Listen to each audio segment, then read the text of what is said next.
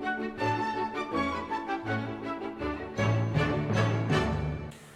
everybody, welcome back. I just got out of Captain America, the Winter Soldier. I'm gonna have to keep my voice down a little bit. People are sleeping. But, Captain America, the Winter Soldier, how was it? Well, okay, first of all, my mindset going into this was people kept telling me left and right, like, the Winter Soldier is even better than the Avengers, which I've noticed a trend of people doing this with every time there's a new Marvel movie that comes out. Ever since the Avengers, a new one comes out and people be like, whoa, that was even better than the Avengers. And it's like, you're telling people that sets a really high level of expectation, and when the movie doesn't meet that, people walk away disappointed. So I mean, it's okay to feel that way, but I'm gonna go ahead and just say that Captain America 2, just stop comparing these to the Avengers. You're setting people up for failure. But Captain America: The Winter Soldier was, I think, definitely better than the first one. The first movie suffered from the thing that most superhero origin movies suffer from. The first half to 3/4 of most superhero origin movies are introducing the character, what they go through, how they think, their obstacles in life, acquiring their powers, and, becoming who they are, becoming Batman and Batman Begins, and becoming Iron Man. And then, that's the first half or 3/4 of the movie, and then the rest of the movie is, oh, we still need to fill up the movie's running time, so let's throw like a hackneyed plot about, let's throw in some plot about like a giant microwave machine or gas or something like that. They always kind of throw in a last curve to kind of keep you interested for the remaining part of the movie. And the first Captain America movie was no exception. It did exactly that. It was really fun and interesting, seeing Captain America, how he came to be, seeing him become kind of the symbol. And then like the last 3/4 of the movie is like some stupid sci-fi movie with lasers shooting everywhere. It's like, oh man, this is dumb. But it was still a really good movie. This one is exactly what a sequel should do. It advances everything. We already know Captain America. Now we're advancing. We're giving him more obstacles to overcome. We're moving the plot forward. We're exploring how somebody from the past lives in a world like this. It was genuinely. What was surprising is that it's a spy movie, but it's about superheroes. Well, it's not about superheroes, but there's a superhero in it. And you would think that, being a superhero, spies wouldn't matter. Like, who gives a crap? Like, I can rip you apart with my pinky. But it's actually really interesting. That's probably the best part about it, is that it's so well written. I don't give a shit about the Captain America character. Like, I read one comic. I liked the movie okay, but everything is written so well that it genuinely gets me interested. And Chris Evans as Captain America turns out is really good. I was all set up to hate him when they first announced it, but I love him now. He does really well with this. The action's solid, nothing to complain about there. It's very well directed. I'm not familiar with these two. It's kind of a Wachowski brothers thing. There were two people directing it. I'm not familiar with either of them, but you can tell everyone plays off each other really, really well. So hats off to the directors. I'd be interested I'll probably look up what else they've done here in a little bit. Really, I'll spare you an hour and a half review and just say that everything about it was solid and better than the first movie, except for one thing. And that the one thing that the biggest issue that I have is that they bring back, or they don't bring back, but they bring up Hydra again, which, for those of you who don't know, you should at this point, because all these movies are intertwined with each other.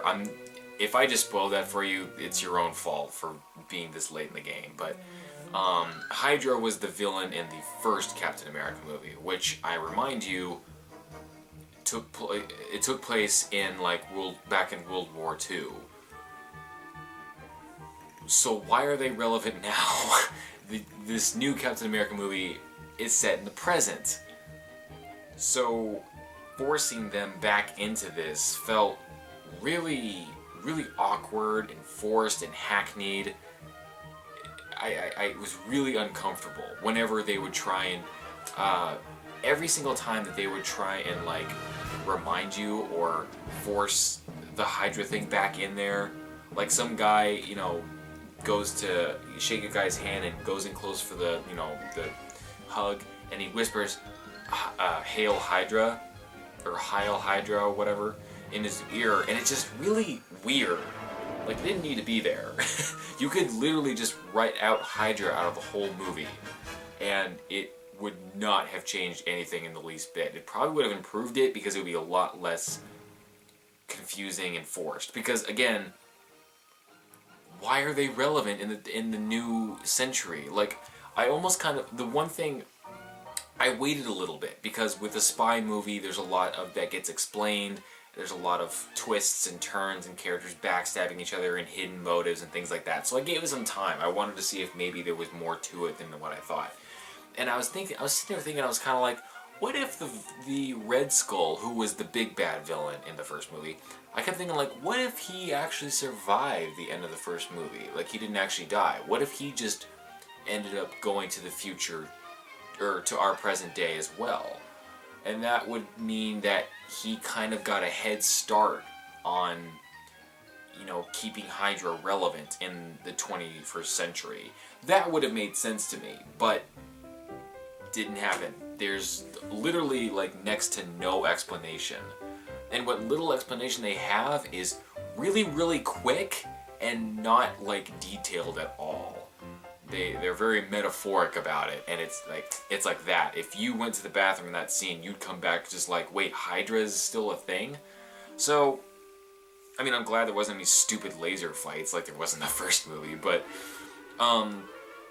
yeah, that just kind of rubbed me the wrong way. I'm not going to talk about the stinger scene, otherwise known as the clips that you see after the credits.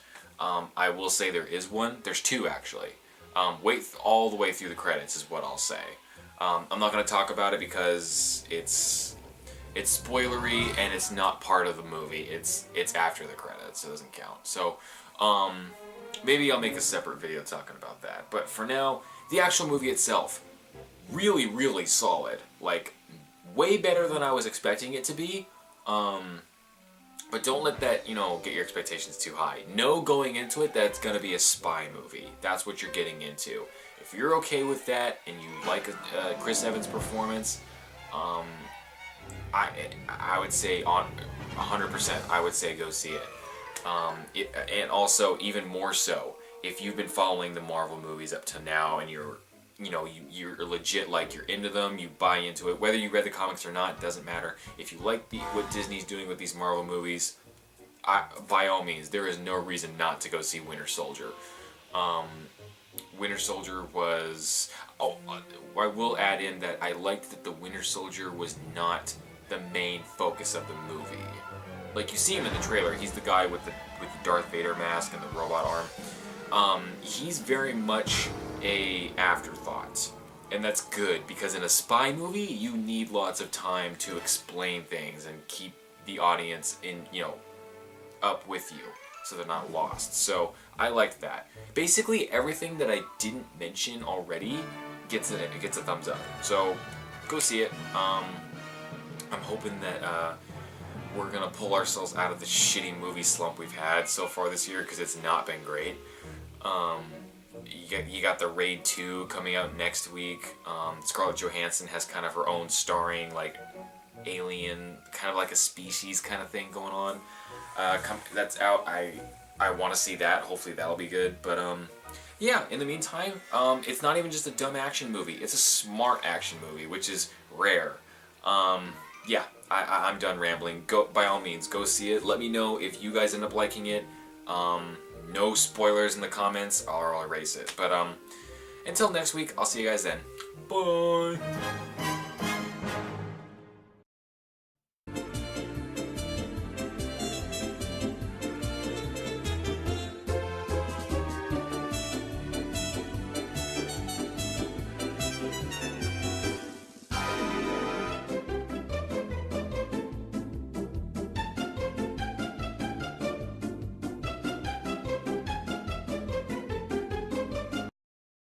I'm sorry. I forgot to add one more thing. Not good, not bad. It's just something worth noting. Abed from Community is in The Winter Soldier. And I don't mean, oh, Danny Pudi happens to be in The Winter Soldier and he plays like some... No. Danny Pudi plays the character Abed in The Winter Soldier.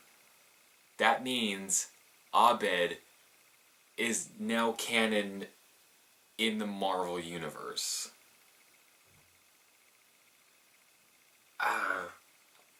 That's so awesome, it hurts my brain a little bit. God forbid if Troy and Abed are in the Avengers Age of Ultron.